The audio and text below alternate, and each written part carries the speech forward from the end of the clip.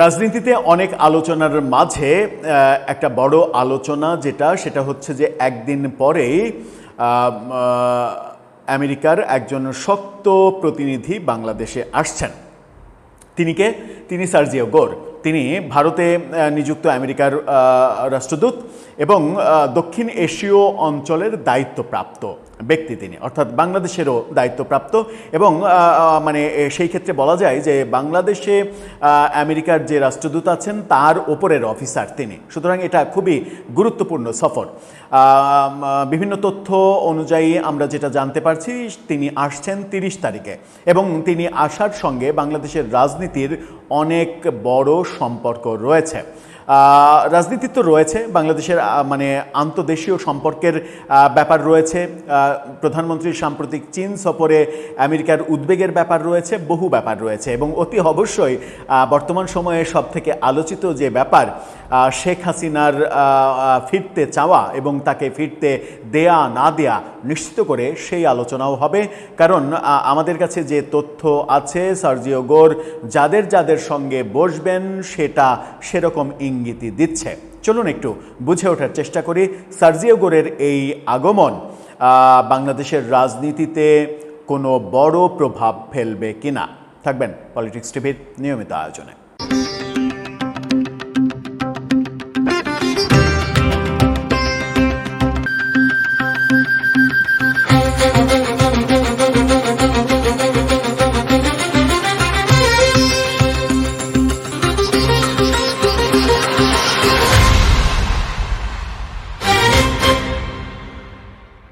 দর্শক, বলছিলাম সার্জিও গোরের কথা, ভারতে নিযুক্ত আমেরিকার রাষ্ট্রদূত এবং দক্ষিণ এশীয় অঞ্চলের দায়িত্বপ্রাপ্ত আমেরিকার। তিনি 30 তারিখে আসছেন। 30 তারিখে আসছেন 3 দিনের সফরে। 3 দিন কিন্তু অনেক বড় সময়।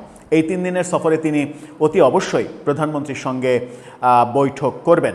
প্রধানমন্ত্রীর সঙ্গে বৈঠকে কি আলোচনা হবে? এই বৈঠকের পরে একটা বড় পদক্ষেপ রয়েছে প্রধানমন্ত্রীর, যে সেপ্টেম্বরে প্রধানমন্ত্রী ভারত সফরে যাচ্ছেন।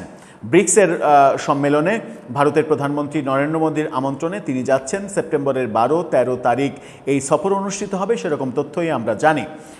তার মানে এই ব্যাপারগুলো একটা আরেকটার সঙ্গে সম্পর্কিত। যদিও ব্রিক্সের অংশ আমেরিকা না, কিন্তু ব্রিক্সের সম্মেলন যখন ভারতে হচ্ছে তখন আমাদের প্রধানমন্ত্রীকে ডেকে পাঠানো, নরেন্দ্র মোদীর সঙ্গে অনেক ইস্যু নিয়ে কথা হবে এবং সেখানে শেখ হাসিনাকে ফিরিয়ে আনা কিংবা ফিরিয়ে দেওয়া এই ইস্যু নিয়েও কথা হওয়ার কথা।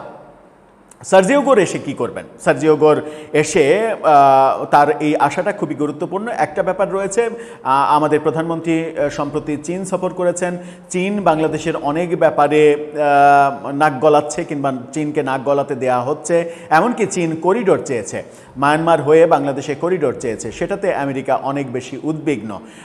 আমেরিকার বিভিন্ন প্রতিনিধির এই আসা যাওয়ার মিছিলটা সে কারণেও হতে পারে এবং সার্জিও গোর সেই ব্যাপারে একটা বড় মেসেজ নিয়ে আসছেন, সেটাও মোটামুটি নিশ্চিত।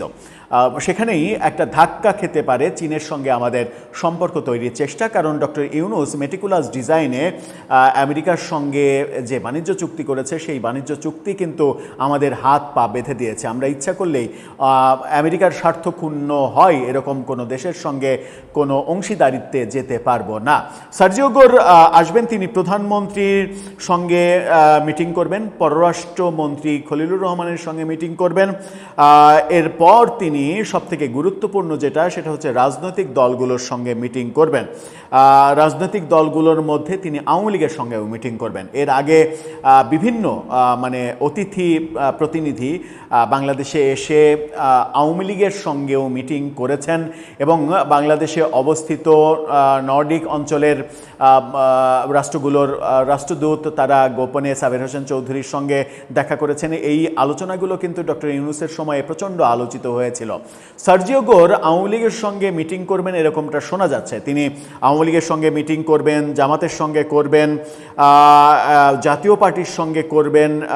এই এবং সবথেকে গুরুত্বপূর্ণ ব্যাপার হচ্ছে বাংলাদেশে নিযুক্ত ভারতীয় হাই কমিশনারের সঙ্গে তিনি মিটিং করবেন এবং 31 তারিখে এই মিটিংটা হওয়ার কথা। সম্ভবত সেই মিটিংটা হয়তো মানে এমন সময়ে হবে যখন একসঙ্গে ডিনার করবেন তারা, এরকম তথ্যই বিভিন্ন দিক থেকে শোনা যাচ্ছে। ভারতের রাষ্ট্রদূত দীনেশ ত্রিবেদী, তার সঙ্গে এই মিটিংটা এবং ডিনারটা খুবই গুরুত্বপূর্ণ বাংলাদেশের রাজনীতির জন্য। সুতরাং সার্জিও গোরের এই আগমন, তিনি যদি আওয়ামী লীগের সঙ্গে মিটিং করেন, প্রধানমন্ত্রীর সঙ্গে, পররাষ্ট্রমন্ত্রীর সঙ্গে মিটিং করবেন, এই ব্যাপারগুলো বলে দেয়, এবং তিনি জাতীয় পার্টির সঙ্গে মিটিং করবেন এরকমটাও শোনা যাচ্ছে। এই ব্যাপারগুলো বলে দিচ্ছে সার্জিও গোর সম্ভবত ইনক্লুসিভ রাজনীতির বার্তা নিয়ে আসছেন, এবং সার্জিও গোরের এই সফরের পরে বাংলাদেশের রাজনৈতিক প্রেক্ষাপট পরিবর্তিত হয়ে যাবে বলে অনেকে মনে করছেন।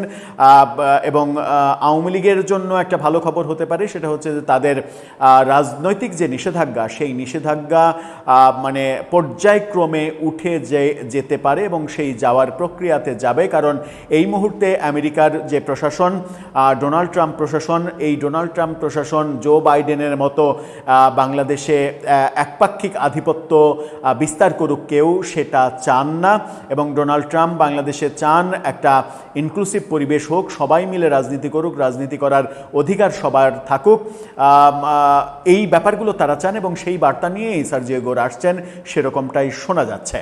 এখন দেখার বিষয় সার্জিও গোরের সেই বার্তা যদি সত্যিই এরকম বার্তা, ইনক্লুসিভ রাজনীতির বার্তা নিয়ে আসেন, মূলত আমার মনে হচ্ছে কেন যেন মূলত এখানে দুটো খুব গুরুত্বপূর্ণ ব্যাপার। একটা হচ্ছে বাংলাদেশের চীনের ওপরে নির্ভরতা যেন তৈরি না হয়, সেটা ঠেকানোর চেষ্টা করবেন। আরেকটা হচ্ছে রাজনীতিতে ইনক্লুসিভ পরিবেশ তৈরি করার বার্তাটা দেবেন, এবং এই দুটো বার্তায় বাংলাদেশের বর্তমান সরকারের জন্য মেনে নেওয়াটা অনেক বেশি কঠিন হয়ে পড়বে। দর্শক, আপনার কাছে কি মনে হয়? আপনার মতামত জানিয়ে লিখতে পারেন আমাদের কমেন্ট বক্সে।